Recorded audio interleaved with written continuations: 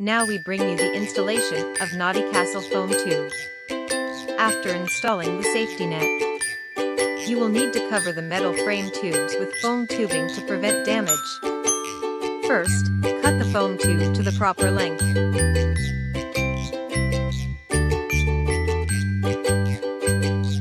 Second, hollow out the foam at the junction.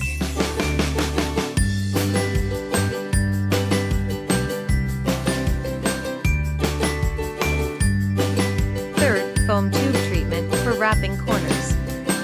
Pay attention when installing, according to the shape and size. The corner, cut the foam tube.